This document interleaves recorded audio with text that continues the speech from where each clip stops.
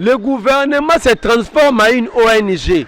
Non, baza ba honorable, baza honoré bango, baza na condition moko normale pour bien travailler. Ba honorable baza la musala pour na ba électeur na bango.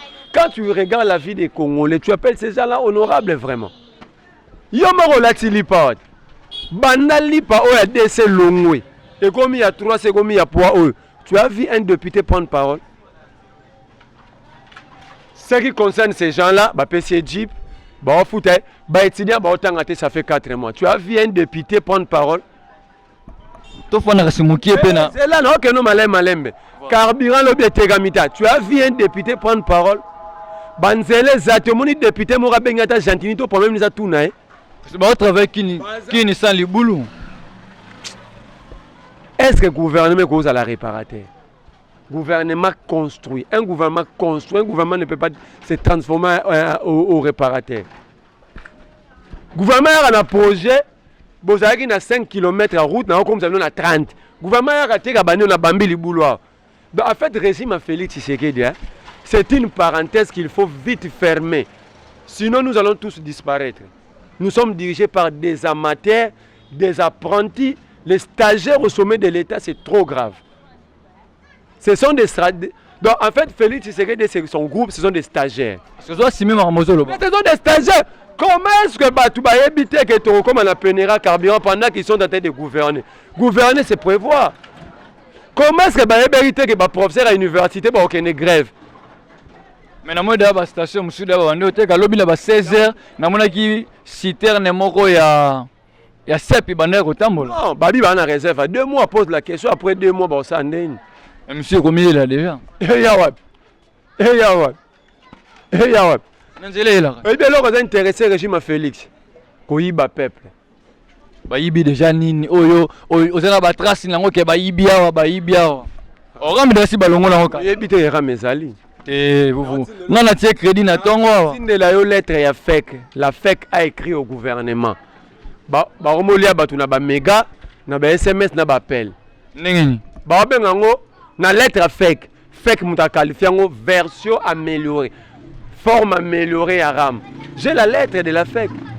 Si nous avons comme ça, tu relaxes, est-ce que lettre on est dans fake news? Des lettres, il y a Fédération des entreprises du Congo. Donc, en fait, RAM va changer de forme. Balongo la yangote, on a méga. Donc, on constate que c'est 50 unités. Au bengi 2-3 fois, unité de Cécile. Donc, zipi yango la mato le babon. Ça dit, RAM est comme le rôle la même nous autres même la montée manquée. Ah, ça continue. La lettre de la FEC. Il y a le premier marque, c'est eux témoigner. Je reste le temps où les lots contrôlés, le rechargement, il y a une nyonso. Nous avons la maloba oyo. Moi, namboka. La lettre, il y a la Fédération des entreprises du Congo, la FEC. RAM est en version améliorée. On a un méga, on a un appel normal. Donc, ça, tu as une unité, nous avons 4 soucis. Mais tu vas constater que vous avez un crédit nyonso. Okay. Ça là constat même mégabyte où moi je me posais la question ça pour ma connexion quand je vis la lettre du premier max il y a fait que j'ai compris. Moi na mboto fa no mukina marambo ya économie le ministre ya économie azongi na ndako afanda otala TV akomi kolanda radio akomi kolanda information so poto kena profondeur akomi sala ba devoir ba TP ya bana na ndako. Déjà, et les mots, on a déjà la sakénon, l'Assemblée nationale, la moussala. Pourquoi? Parce que les Congolais, les qui biloko et mati. Il y a un monument, on a tiré les mots. Nako tambola, na lipa, na kingo, partout nako tambola. Pourquoi? Pour lipa et mati. Talo, quantité, kilo ya lipa et kiti, na kata lipa ne mou pepe. Kolongo ya ministre économie, ça va résoudre quel problème? Faut tout le monde question, quelle est la politique mise en place par Félix Tshisekedi pour gérer la République? C'est ça le problème.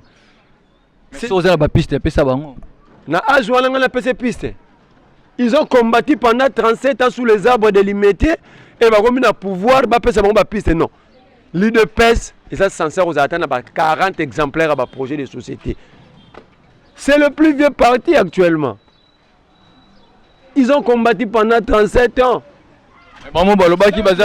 Simplement, Félix Tshisekedi n'a pas été préparé à être même chef de riz.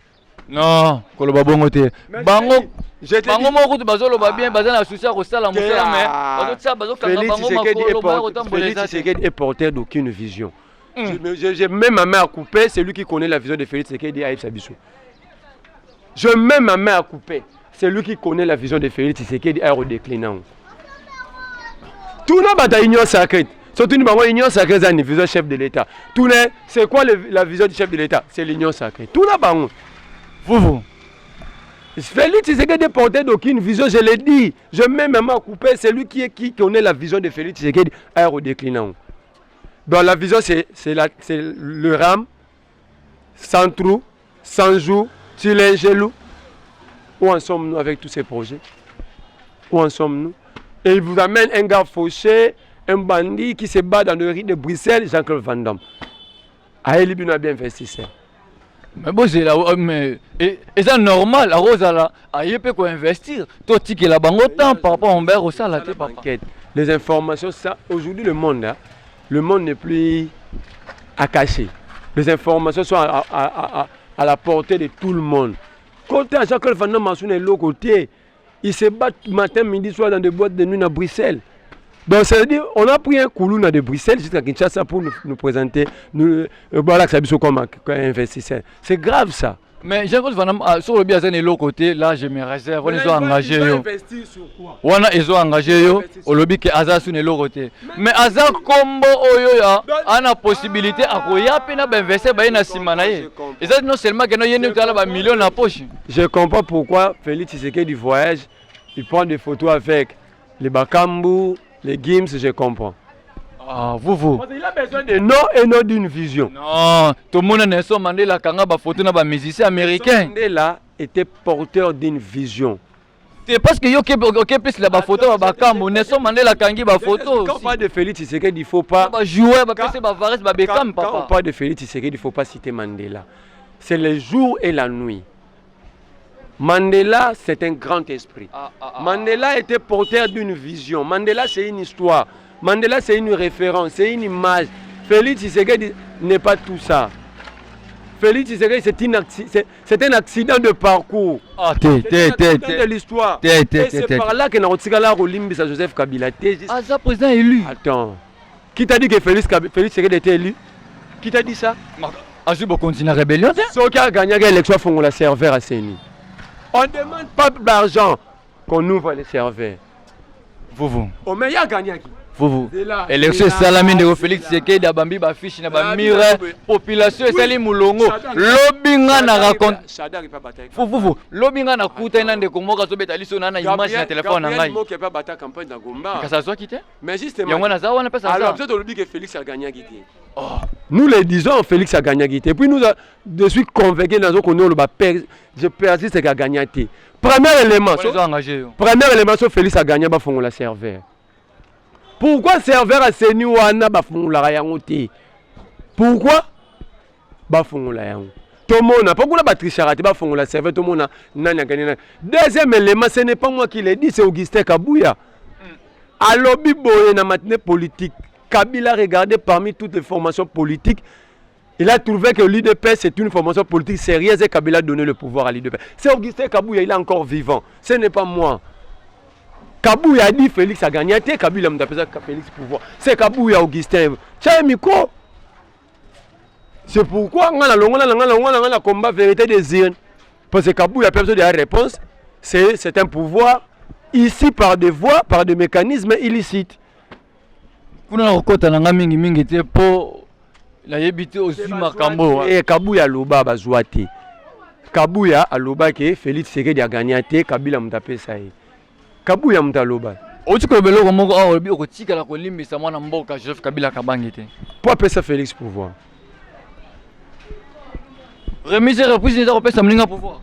Nazo bandela Augustin Kabouya, secrétaire général à IDPS, a yebisa biso ba congolais que Félix a gagné, Kabila m'a appelé ça Félix.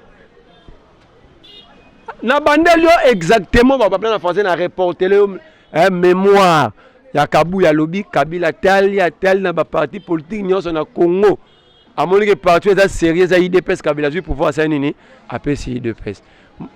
Peuple congolais comme on a Kabila. Ok, on soit likambo. Nazo le bara o bango ba lobby. Vous.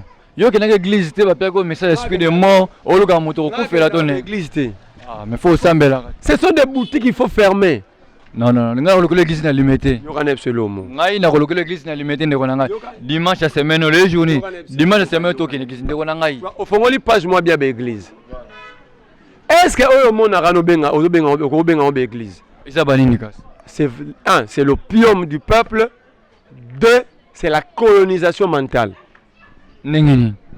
To ki na moko moto bano ali boso nengeni. L'opium du peuple parce que l'église wana longoli peuple.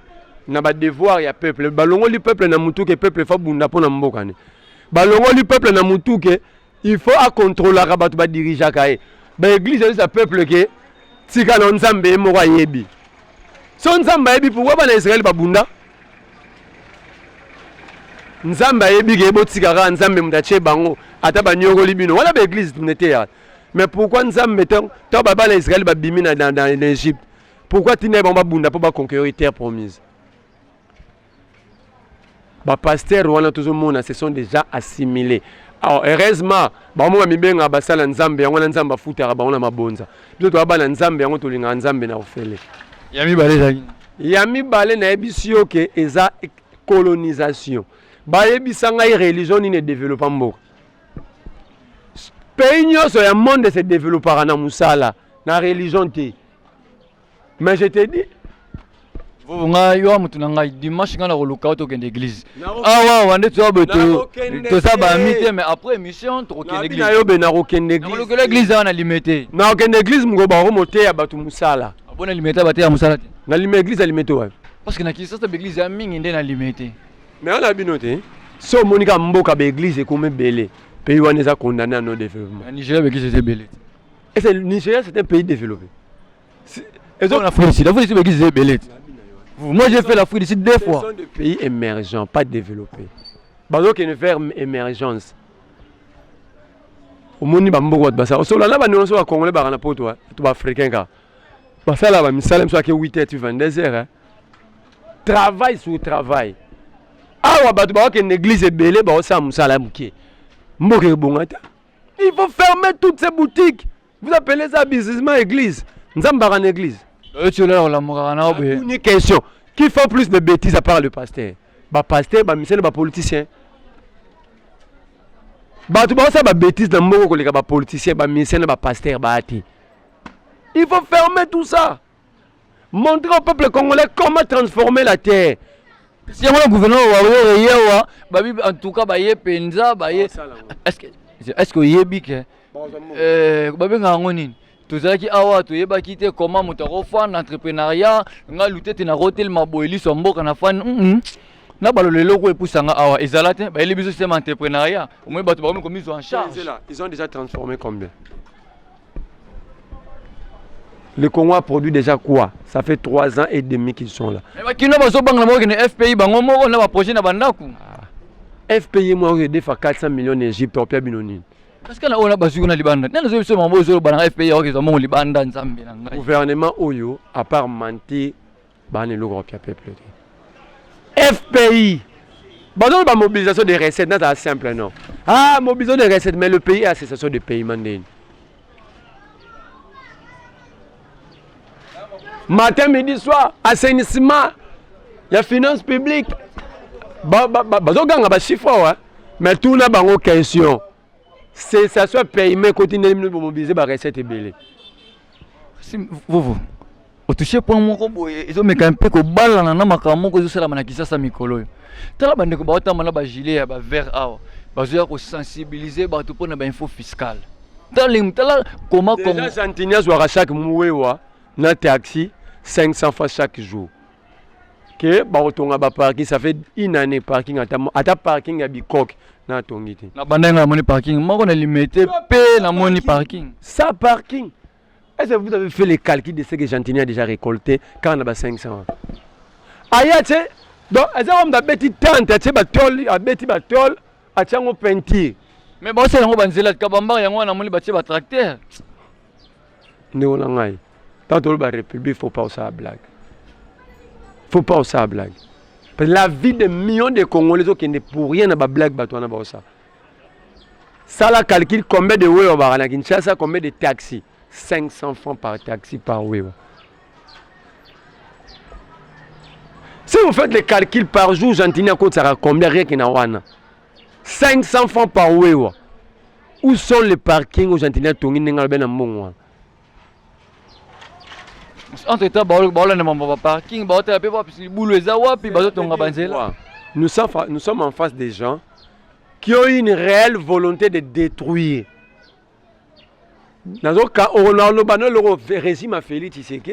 C'est une parenthèse qu'on doit très vite fermer. Plusieurs fois depuis tout on risque de disparaître.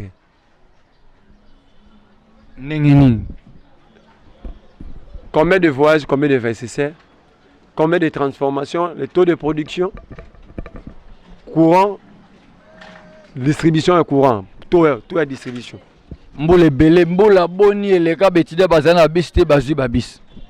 Voilà Félix Tshisekedi. Tape l'œil toujours. Premier métier des abysses. Si vous avez un peu de temps, vous avez classé. Le roi premier métier des abysses. Après, si vous avez une classe.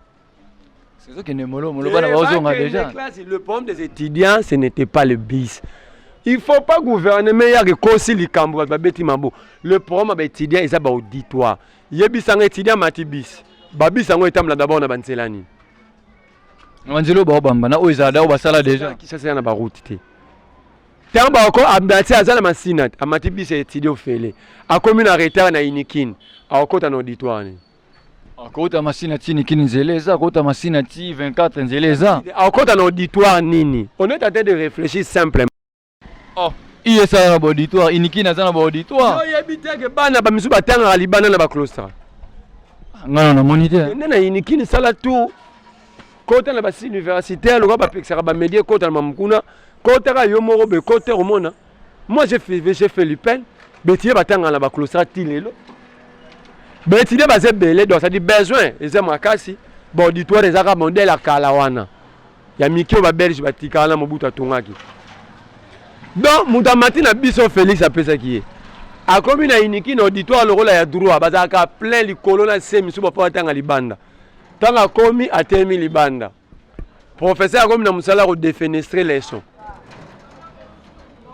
Et vous appelez que Félix, vous dites que Félix Tshisekedi a répondu aux besoins des étudiants. Où sont les bibliothèques? Où sont les centres de recherche?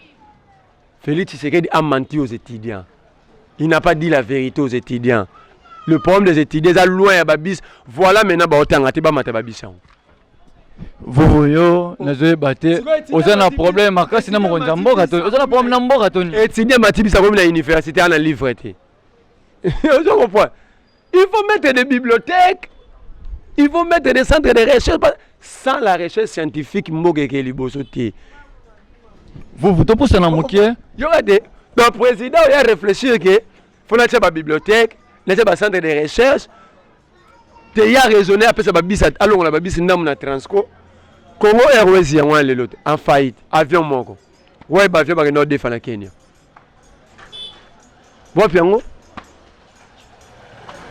Le 19 décembre 2020, Félix Tshisekedi a dit que son avion est au Brésil, na Ukraine, ouais, avion. Où sont les avions? À Longwa, la guerre de avion na Kenya, mi balayé, ouais, pion. Félix Tshisekedi doit très vite partir. Il doit très vite partir. Sinon, la République va disparaître. On va très vite faire partie de ce type ici. C'est ça le mal de Kabila. Il nous a laissé quelqu'un qui apprend au sommet de l'État. Kabila te mutatika qui est moi namboka Félix Tshisekedi. Kabuya mutalobai ke Kabila mutacha Félix. Moi namboka Tshisekedi a gagné na élection. Ngai na zaro ni maka ganyaki. Parce que muntu azaka na ye ayo kwebisanga ka ganyaki te. Kabuya. Moi namboka to mokoma na suka to mekampe ko sola mokie po na gestion ya PP Ilunga Ilukamba na moi namboka Sama Lukonde. Bokeseni ezali wapi? Aucune vision, aucune différence. Nengeni. Mais est-ce que avant Sama Lukonde, n'a pas Sama Lukonde différence c'est ça? Pour moi la différence a été telle la situation peuple a vivre. bière ya pamba. Oza censé te kamara limite na partout dans le monde à $1. Bière est comme 3000 francs. Bière est mati. Mais on bière bière $3, $2.5. Bière, moi je parle de bière normale. Je parle pas de whisky, de champagne, de vin. Partout dans le monde, bière normale est à $1. Bière est comme au-delà $1. Lobby na sombi sucré na boudan mais 1800.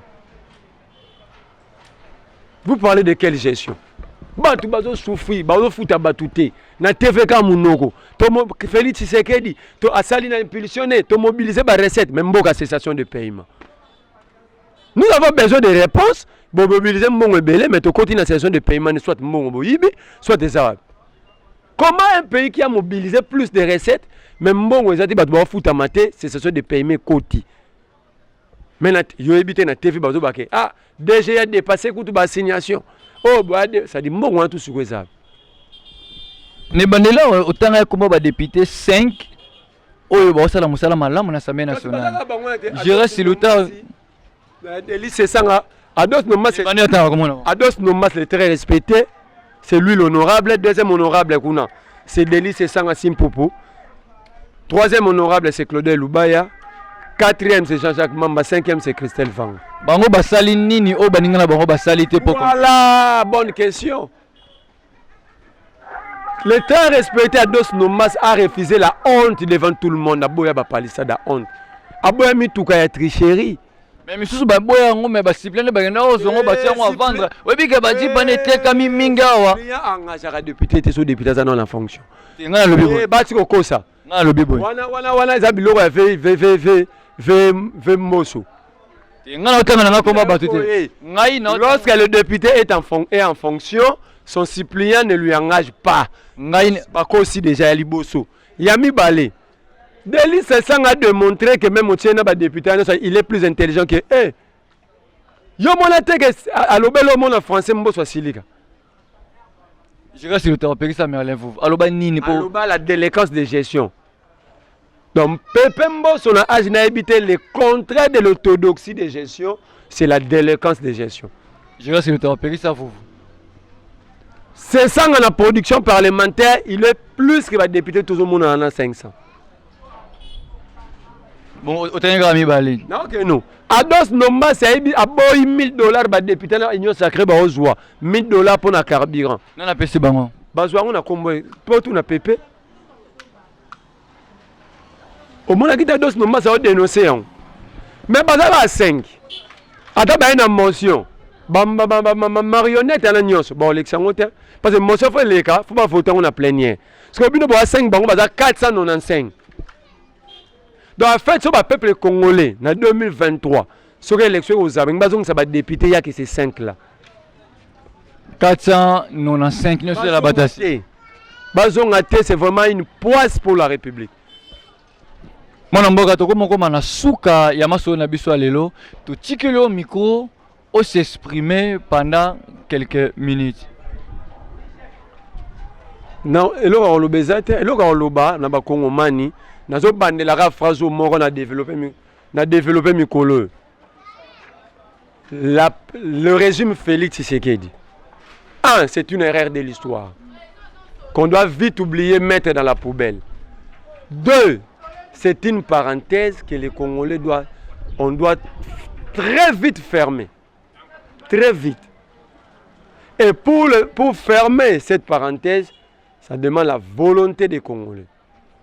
De quitter l'étape de la population, de devenir réellement peuple. De savoir dire non quand il faut dire non. Et puis, pour le peuple total, et les politiciens vont profiter de la faiblesse. On doit maintenant agir. Et je vous promets que bientôt nous allons faire parler la riz. Nous allons faire parler la riz. Bilo que nous mataraboité, bo foutarabat 100 000 francs. Bo ko saraba tout bilo. Au fout de 200 000 francs bilo et mati. On a beau préparer soulèvement papa. Sans soulèvement c'est bien. Non, soutenir en côté. Non, oh mais c'est l'une des voies. Oh le peuple a l'obélara non. La souveraineté appartient à qui? L'article 5 de la Constitution, la souveraineté appartient au peuple. Ce peuple-là peut exprimer sa souveraineté par voie de la révolution, par voie électorale. Ça dépend, il y a un sentiment peuple on attend un an. Vous n'avez pas oyo lobby. Musala ya opposition kasezani ni carburant lobby ya tozangi ba mituka komata. Wapi ba opposant ata moko te to monaki na babala. Atambola obabima baloba mutu moko te. Si l'opposant a bien botambola pour carburer bungi. Après zongi. Et si lit botamboli. Ces gens bana volontaire au sala de l'ora malamu te baosani. Le problème c'est que Toza en face à Batu, la volontaire ou ça la terre un pas en avant. Est-ce que tant que l'obéi mamou que Félix serait de violer la constitution pour allonger le bâtiment qu'on consomme n'a pas droit. Yo mon avis que balobé que Toza bandokia. Balobé to funda Félix Tshisekedi ba kangai na kuko ba tinde na prison ba koma gyote ba ngibozong sa Kabila. Mais par exemple, pour sauver les Congos aujourd'hui, on doit mettre Félix Tshisekedi en accusation. Et je vous dis, moi je vais déposer une plainte contre Félix Tshisekedi.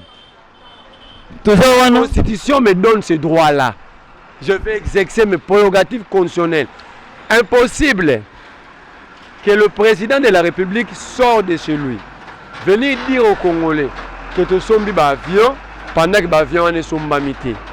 Que le président dise aux Congolais que nous avons maximisé les recettes.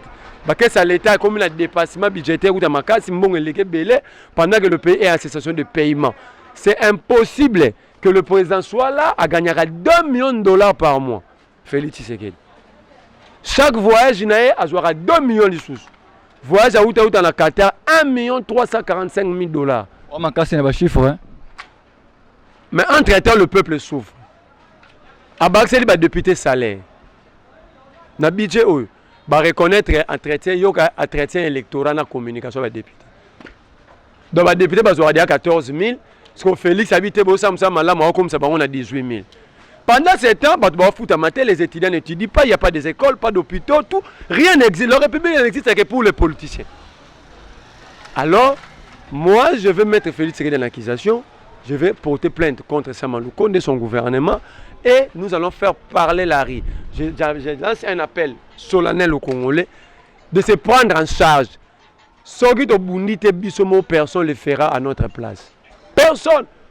Na segari mutumo jo la binanga. Sika Poutine a bundana ba européen. Mais je lui ai posé une question. Poutine a un missile. Hein? Azana ba fusée. Asala on a matière. Obi la matière benga zeng. So zeng a été au sala fusée au sala missile. Ngala muna na zeng ta. Sikoyo Poutine azaka na zeng. Asala ba missile belé batu ba okumise azwa zeng anandeni.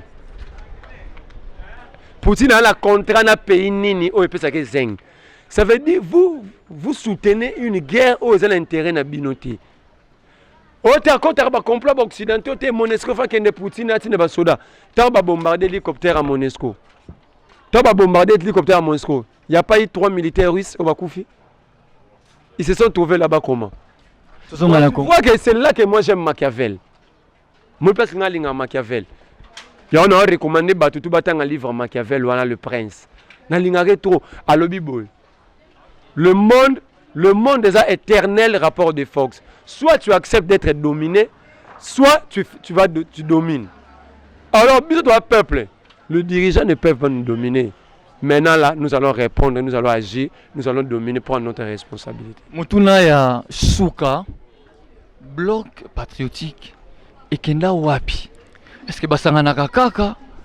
To basangana kate? Bloc patriotique, il faut tout na 4 CC na Milapo. Vous savez que loko, il y a des catholiques, des laïcs catholiques, des laïcs protestantes. Donc il n'y avait rien de politique à l'intérieur. Rien de politique. Comment wapi? Mais bah fonctionner dernièrement ça a communiqué que ceux qui va réforme électorale ça monter bah opération préélectorale et bandité ils vont faire parler la rue. Et moi je suis prêt, moi j'aime la rue hein, parce que dans la forme de démocratie africaine ce beau marché raté beau ça beau bimaraté beau réclamaraté bah dirigeant bah comme bah terminator hein. Vous 30 secondes 10 secondes à liboso conseil européen ça bah sénateur. Faut pas bon ma chambre là importance dans mes adhérents. Deuxième 10 secondes conseil nous opérer ça Assemblée nationale. Assemblée nationale ceux qui va député bah on aura 5. 945 sont pas députés, sont assimilés aux députés. troisième gouvernement Bawario pour la ressource. Moi, je considère que Congo est dans le gouvernement. Nous avons des gens qui profitent de notre argent. Point barre. Opposition, ils ont la caca. Ça, il faut poser la question à Fallou, mais je constate que l'opposition existe. Vous, Nabaneli, opposition na Congo, ils ont la caca. Je constate que l'opposition existe. Quand la solution est la sociale, on est qui n'est opposition. Mais est-ce qu'il faut pas déformer le peuple? Est-ce que la réponse au problème du peuple, c'est à l'opposition de résoudre l'équation problème où il y a peuple, ton gouvernement?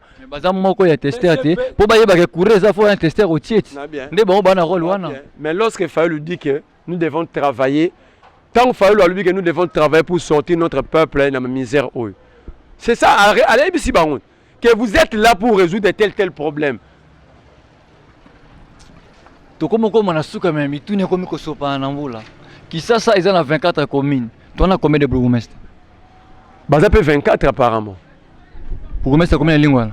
Là, parce que je ne m'intéresse pas aux médiocres. Bourgmestre, la commune, c'est médiocre, mais tu n'as qu'à voir la vie de Kinshasa. Mboula c'est fini. Est-ce que vous comprenez que parler du peuple, ils ont tourné à parler du peuple? Est-ce que vous comprenez Mboula Beti, parler du peuple, Maïtondi? Tu appelles ces gens dirigeants, ces gens des assimilés aux dirigeants. Ce ne sont pas des dirigeants. Ok. Il y a les athées, il y a les athées, toxilisi na biso na ndeko. Merci beaucoup mon amour. Moi ine na tondi boton na ndenge bokanisi ngai. Na musala kitoko bopesa biso tolongola raté to bakisa raté. Bino moko boyeki lolengene ni mwana mboka a s'exprimer na miko na biso, na mituna na biso nyonso na biloko biso to bongisa kite ye moko abimisi. Les athées à bana mboka bako tuna me lisu ya mboka likam nini si comme ko lataka lipa boyina kingo na lobi lipo to banda somba 100 francs et comme ki 200 lelo ba komisi yango 300 kasi na tongo ya lelo na toza confirmation moko lipa 500 francs et bimi lobi basala ke say technique ba pesa ka mo lomo mukie po batalisa bakila lelo e bimi lipa 500 mais oya 300 taka mukie ngeza pona koliango to na bitu kolia kombe et puis soko fungo na kati mopepe na kolongolango na kingo ti mukolo ba koza solution nango so bazi solution nango te lokola molobeli ya pepe na Assemblée nationale ba député baza biso kasi na balabala pe tozali ba lobeli ya population. Tokomi na suka, merci beaucoup na Gira Silutao, la personne qui assure la visibilité de cette émission. Igo Kolo Tanzami moko ba monteur film Abraham Isaac Pene Jacob ndeyo akoma monteur ya émission oyo Jani Pembele moko ba réalisateur ba komisa kabililo na banda kuna bino to suki na biso awo il restera mamami Thérèse maman sociale soto tele maboeza poyonde ozo komisa biso na esika oyo to lo ba susu nini to suki na biso awo matondo pona mamami Thérèse matondo. Africa cool, et après cool, Africa cool, après cool, le quoi cool matopi, cool. En tout cas, les chaînes y a bien, et puis vous êtes très rapide, ils sont très rapide, les chaînes moko, bako ça a bien confiance. En tout cas, nazo senga na bato oyo nanu ba souscrire te bazwa. Donc, ils ont vraiment net oyo balo bakaki, buka lelo, lamba lelo, lia lelo. Vous voulez le Congo? Pour que le Congo devienne cool, pour suivre les cool analyses, alors revenez et abonnez-vous massivement.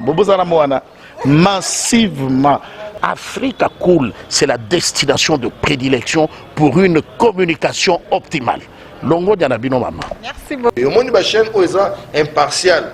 Et le rôle de Babino, vous méritez le soutien de la population ainsi que des institutions compétentes.